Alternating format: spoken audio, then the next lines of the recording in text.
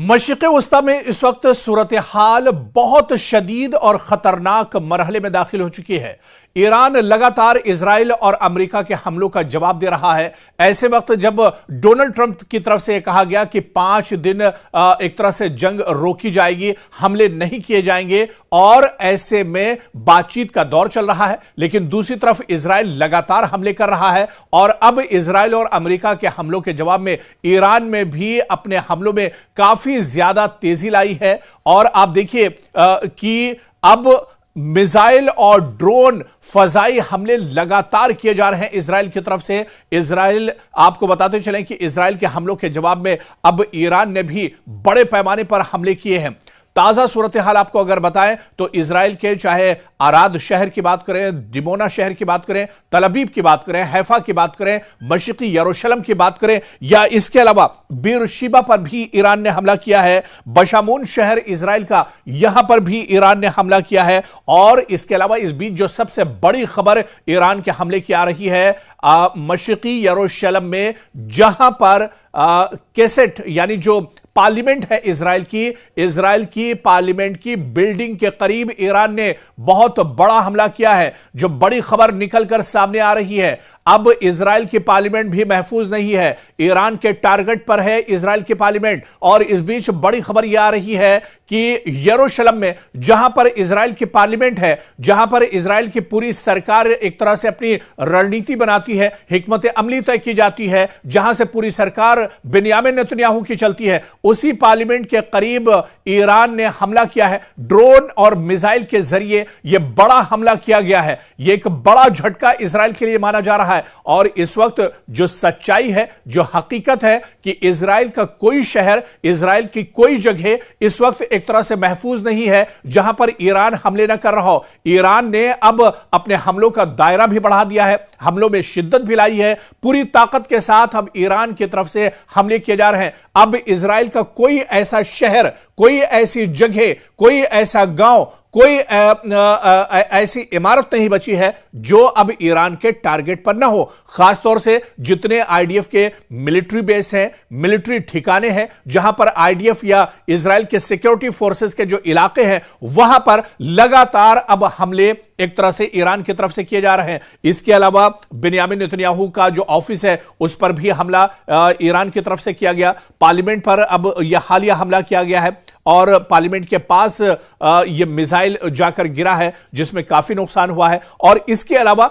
जहां जहां nuclear sites हैं इजराइल के अंदर, उन्हें भी निशाना बनाया जा रहा है। आपको याद होगा कि डिमोना पर बड़ा हमला किया गया था, जहां पर इजराइल की न्यूक्लियर साइट है। और इसी तरह से आराद शहर, जहां पर रिसर्च सेंटर है न्यूक्लियर का, यहां पर भी एटमी तवानाई के रिसर्च सेंटर पर भी ईरान ने निशाना साधा है। यानी और अब दोबारा से फिर डिमोना पर लगातार हमला किया जा रहा है। यानी लगातार इजराइल के अंदर जो न्यूक्लियर साइट्स हैं इजराइल की, उन्हें ईरान अब बड़े पैमाने पर निशाना बना रहा है। एक रेगिस्तान के अंदर जो रेगिस्तानी इलाका है, जहां पर यह कहा जा रहा है कि जेर जमीन एक बड़ा न्यूक्लियर साइट इजराइल के अंदर है, उस न्यूक्लियर साइट को भी निशाना बनाया है। और इस बीच जो बड़ी खबर है, बशामून शहर बहुत इंपॉर्टेंट शहर है इजराइल का, यहां पर भी बड़े पैमाने पर ईरान ने हमला किया है। इसके अलावा बीरशीबा, जहां पर पहले भी ईरान हमला कर चुका है,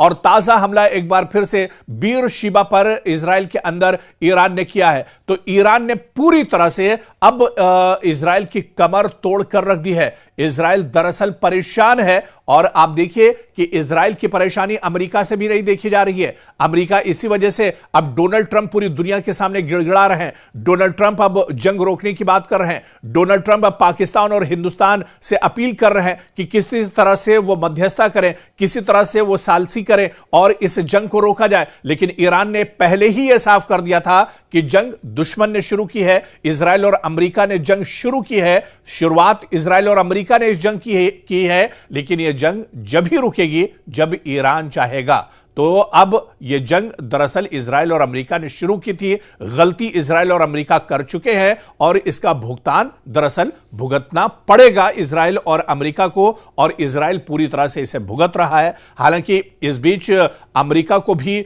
बहुत बड़ा झटका लगा है। अमेरिका के कई लाख करोड़ रुपए यानी अरबों डॉलर्स अब तक इस जंग में बर्बाद हो चुके हैं। हालांकि ईरान का कहना है कि जंग की अभी तो शुरुआत है। ईरान तो दसियों साल की तैयारी के साथ इस जंग में उतरा है और जितना मजबूत वाकई में कमजोर ईरान को समझा जा रहा था, ईरान उस तरह से कमजोर नजर नहीं आ रहा है, बल्कि जिस तरह की बयानबाजी जंग से पहले ईरान की तरफ से की जा रही थी, उस बयानबाजी को दरअसल इजराइल और अमेरिका ने हल्के में लिया और आज अमेरिका और इजराइल को भुगतना पड़ रहा है।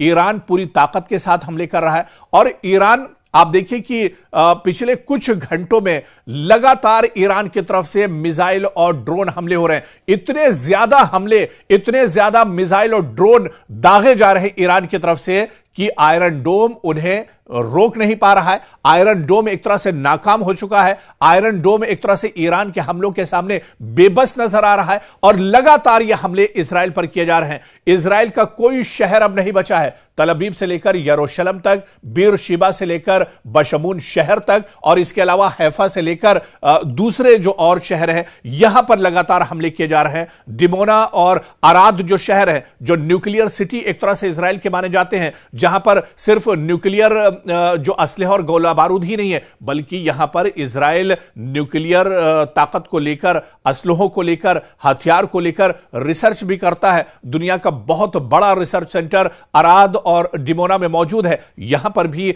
अब ईरान ने बड़ा हमला किया है। दुनिया दरअसल परेशान है। इजराइल दरअसल अब टेंशन में एक तरह से आ गया है।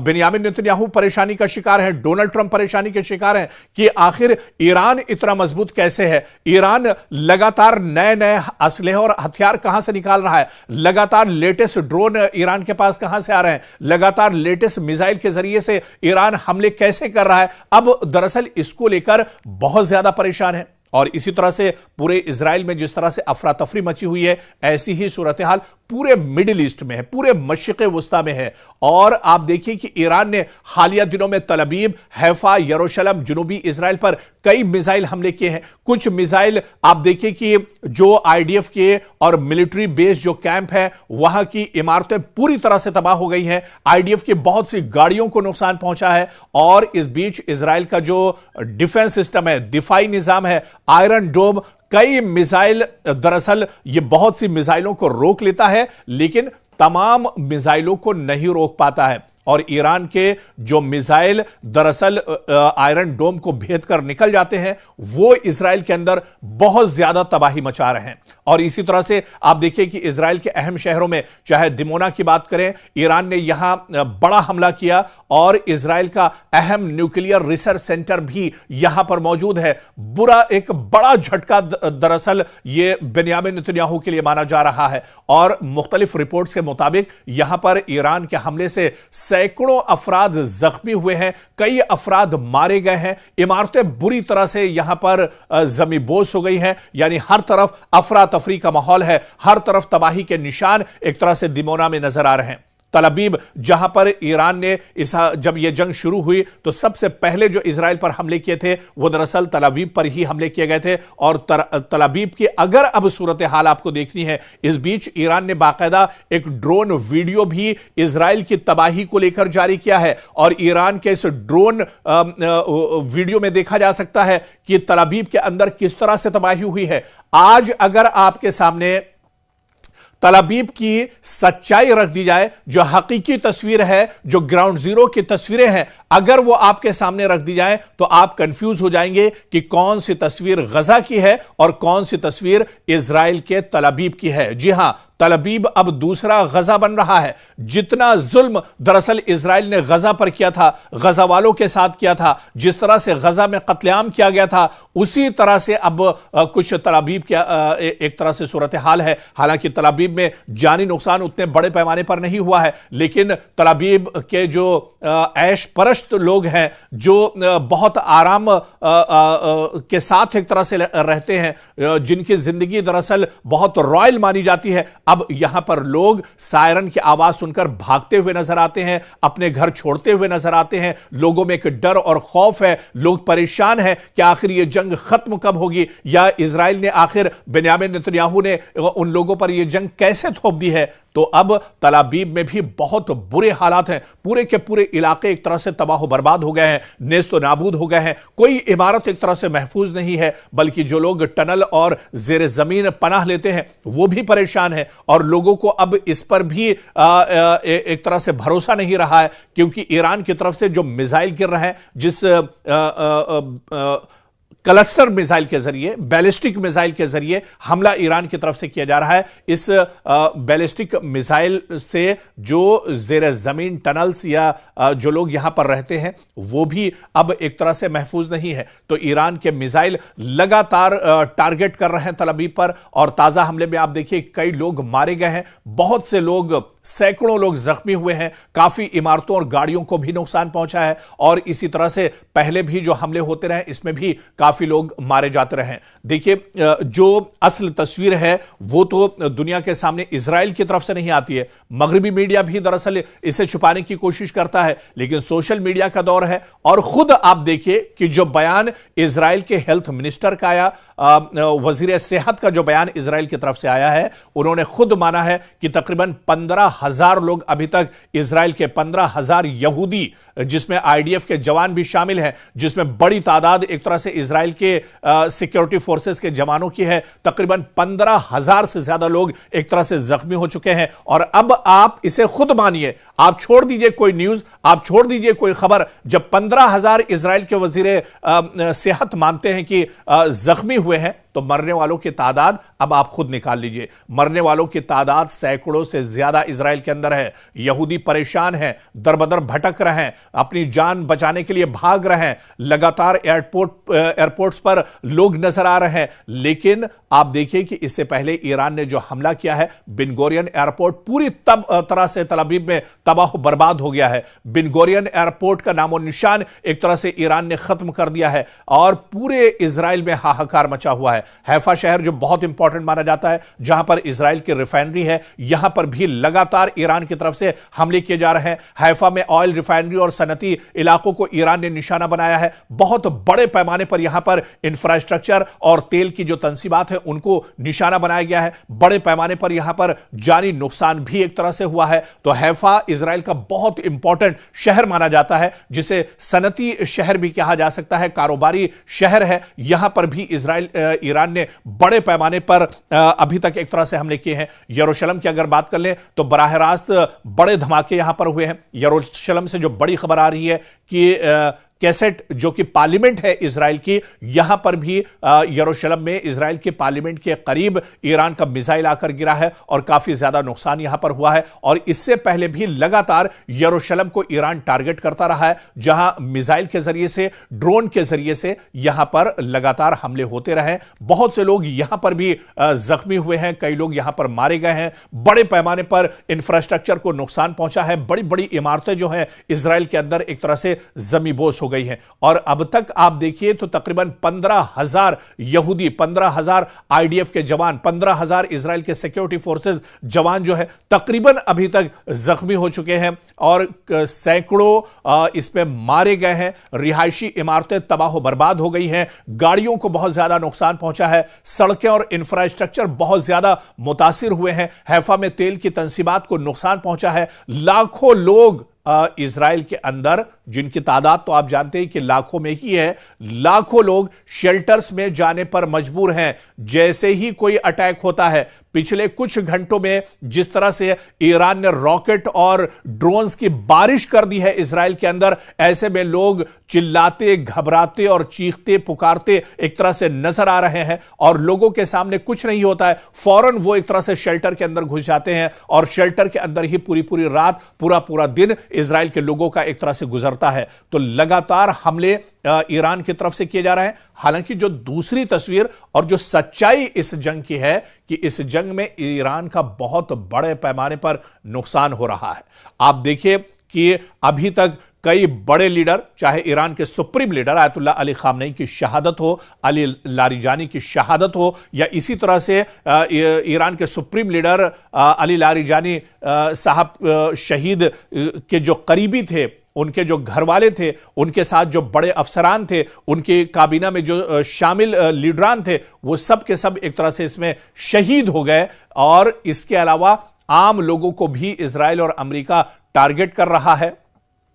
बहुत से लोग ईरान के अंदर इजराइल और अमेरिका के हमलों में मारे गए हैं। जख्मियों की तादाद बहुत ज्यादा है। वह पूरे के पूरे इलाके एक तरह से तबाह बर्बाद हो गए हैं। लेकिन यह ईरान के अवाम का सब्र है, ईरान के अवाम का एक तरह से उनकी ताकत, उनका इत्तेहाद एक तरह से है कि वो इतनी बड़ी ताकत के सामने, सुपर पावर के सामने एक तरह से डटे हुए हैं। बल्कि सुपर पावर को एक तरह से नाको चने चबाने पर मजबूर कर दिया है ईरान ने। और आज भी आप देखिए कि आईआरजीसी, जो कि पासदाराने इनकलाब है, रिवॉल्यूशनरी गार्ड है ईरान के, उन्होंने कहा है कि वो अब पीछे हटने वाले नहीं है। अब ये आर पार की लड़ाई है और ये जंग जब ही रुकेगी जब एक तरह से ईरान चाहेगा। आप देखिए कि जब जंग रुकने की बात होती है तो पहले ही ईरान ने क्लियर कर दिया है। ईरान ने अपने दरअसल कई नुकाती जो एक पूरा मुजवजा जो शराइत है इनकी, वो एक तरह से इजराइल और अमेरिका के सामने ईरान ने रख दी है और कहा कि अगर अमेरिका और इजराइल इन शर्तों को मानते हैं, डोनाल्ड ट्रंप अगर ईरान की शर्तों पर राजी होते हैं, तब तो यह जंग रुक सकती है, वरना यह जंग चलती रहेगी। और शराइत भी देखिए क्या है कि अभी तक की इस जंग में, जो जंग ईरान के ऊपर थोपी गई है इजराइल और अमेरिका की तरफ से, इस जंग में जो नुकसान ईरान का हुआ है उसका पूरा का पूरा हर्जाना दिया जाए। दोबारा से यह मानकर चला जाए कि इस तरह की जंग ईरान पर नहीं थोपी जाएगी, पूरा इलाका जंग से महफूज रहेगा। यह दूसरी बड़ी शर्त है। और इसके अलावा यह कहा गया है कि पूरी तरह से एक तरह से जमानत दी जाए कि इस इलाके में अब मशरिक़ वुस्ता में इस तरह की जंग नहीं छेड़ी जाएगी। तो कहीं ना कहीं जो शर्तें ईरान की तरफ से लगाई गई हैं वो बहुत बड़ी शर्त है। इसमें एक शर्त यह भी है कि जो पाबंदियां ईरान के ऊपर लगाई गई हैं, जिस तरह से ईरान को असलहा, गोला बारूद या कारोबारी तौर से एक तरह से पाबंदी लगाकर रखी गई है, 20-25 साल से ये पाबंदियां लगातार ईरान झेलता आ रहा है। ऐसे में ये पाबंदियां भी एक तरह से हटाई जाएं। यानी ईरान का ये कहना है कि जब ये पाबंदियां हटाई जाएंगी, ये तमाम शर्तें एक तरह से मानी जाएंगी, उसके बाद ही ये जंग एक तरह से रुक सकती है। और आप देखिए कि एक तरफ इजराइल और अमेरिका के जो बयानात हैं, डोनाल्ड ट्रंप और नेतन्याहू के जो बयानात हैं, उन पर दरअसल भरोसा नहीं किया जा सकता है। क्योंकि एक तरफ डोनाल्ड ट्रंप जंग रोकने की बात करते हैं, बातचीत की बात करते हैं, और दूसरी तरफ उनके हमले लगातार जारी रहते हैं। एक तरफ अमेरिका बात करने की बात करता है, लेकिन इजराइल के हमले लगातार तेहरान पर जारी हैं, ईरान के दूसरे शहरों में लगातार हमले जारी हैं। इसलिए अब ईरान समझ चुका है कि बातचीत में कुछ नहीं रखा है। बातचीत दरअसल ये बातचीत का फायदा उठाते हैं। और जिस वक्त फरवरी के आखिर में यह जंग शुरू हुई, उस वक्त भी आप देखिए कि इजराइल, अमेरिका और ईरान के दरमियान बातचीत चल रही थी। कई मुल्क दरअसल चाहते थे कि मशरिक़ वुस्ता में जंग न छिड़े और बातचीत से मसला हल हो जाए, लेकिन एक तरफ बातचीत चल रही थी और दूसरी तरफ अमेरिका और इजराइल ने मुश्तरका तौर पर तेहरान पर हमला कर दिया था। तो ऐसे में अब तेहरान, ईरान ये समझ चुके हैं कि बातचीत दरअसल एक बहाना है और अब बातचीत से इसमें कुछ नहीं होने वाला है। अगर इसी तरह से बातचीत होती रहेगी तो अमेरिका और इजराइल इसी तरह से नापाक हमले ईरान पर करते रहेंगे। इसी वजह से अब आईआरजीसी की बात करें, रिवॉल्यूशनरी गार्ड्स की बात करें, ईरान की लीडरशिप की बात करें, जो लगातार एक तरह से खत्म हो रही है, लेकिन फिर भी ईरान इस जंग में एक तरह से डटा हुआ है। एक लीडर को शहीद किया जाता है, दूसरा लीडर खड़ा हो जाता है, एक कमांडर को शहीद किया जाता है, दूसरा कमांडर मैदान में निकल कर आ जाता है।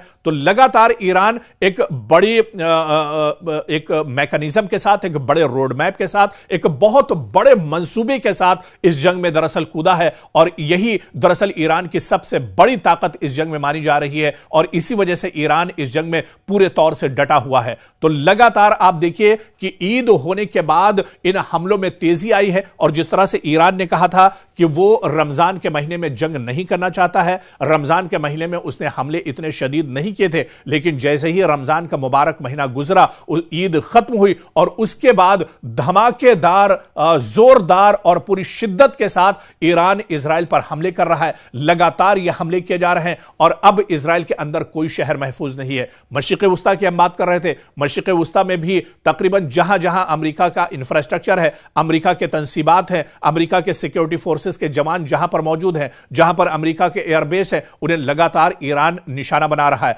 अभी अभी जो बड़ी खबर सऊदी अरब से आ रही है, सऊदी अरब ने फिर दावा किया है कि ईरान के कई ड्रोन हमलों को इंटरसेप्ट किया गया है और उसे दरअसल बचा लिया गया है, यानी इन ड्रोन को गिरने से या फटने से या धमाका होने से पहले ही एक तरह से तबाह कर दिया है। यानी सऊदी अरब के अंदर रियाद में खासतौर से जहां जहां पर अमेरिका के एयरबेस हैं, अमेरिका के सिक्योरिटी फोर्सेस के जवान हैं, वहां पे निशाना बनाया जा रहा है। इसी तरह से इराक के अंदर बगदाद में जहां पर सबसे बड़ा जो सिफारती अमला है, सबसे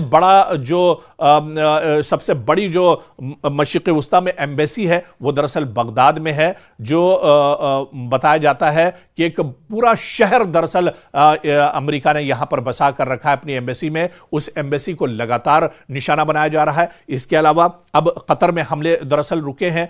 कतर में ईरान हमले नहीं कर रहा है क्योंकि कतर की गवर्नमेंट से कुछ ईरान की शायद डील हुई है, इस वजह से अब यहां पर हमले नहीं हो रहे। लेकिन ईरान ने यह साफ कर दिया है कि मशरिक़ वस्ता में जहां जहां अमेरिका का इंफ्रास्ट्रक्चर है, उसे तबाह बर्बाद करने के बाद ही वह हमले एक तरह से रोकेगा। और मशरिक़ वस्ता में अब आप देख लीजिए, मिडिल ईस्ट में जहां जहां अमेरिका के एयरबेस थे, वो तकरीबन एयरबेस अब खत्म हो चुके हैं। इसके बाद आप अबना हुर्मुज़ पर आ जाइए। अबना हुर्मुज़ को लेकर डोनाल्ड ट्रंप कह रहे हैं कि अबना हुर्मुज़ को फौरन ईरान को खोलना चाहिए। दूसरी तरफ ईरान का कहना है कि हमने अबना हुर्मुज़ बंद कहां किया है, अबना हुर्मुज़ खुला हुआ है, लेकिन सिर्फ हमारे दुश्मनों के लिए बंद है। यानी इजराइल और अमेरिका या इनके जो साथी हैं, इनके जो अलायंस ममालिक हैं, उनके लिए दरअसल अबना हुर्मुज़ बंद है, बल्कि पूरी दुनिया के लिए अबना हुर्मुज़ खुला हुआ है। भारत चाहे तो अपने तेल कंटेनर अबना हुर्मुज़ से ला सकता है, पाकिस्तान ला सकता है, दूसरे और जो ममालिक हैं वो एक तरह से ला सकते हैं,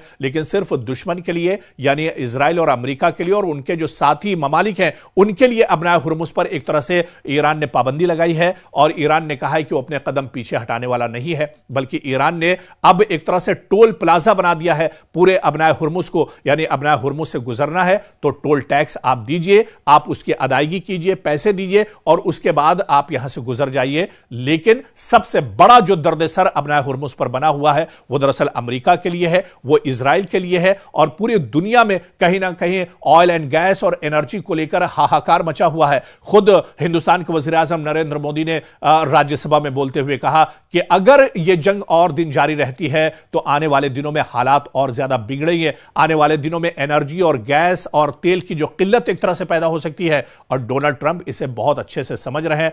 अमेरिका में भी गैस और ऑयल और पेट्रोलियम की कमी हो रही है। एक तरह से इजराइल भी कहीं ना कहीं परेशान है। इजराइल के हैफा में जो रिफाइनरी है उसे एक तरह से ईरान ने नाकारा बना दिया है। तो कुल मिलाकर जो सूरत हाल है वो बहुत भयानक, बहुत खतरनाक सूरत हाल एक तरह से है और ईरान भरपूर तरीके से हमले कर रहा है। दुश्मन ने सोचा नहीं था कि ईरान इतनी मजबूती के साथ हमले करेगा और अब इस जंग में बुरी तरह से इजराइल और अमेरिका फंस चुके हैं और इन्हें निकलने का रास्ता इस जंग से नहीं मिल पा रहा है।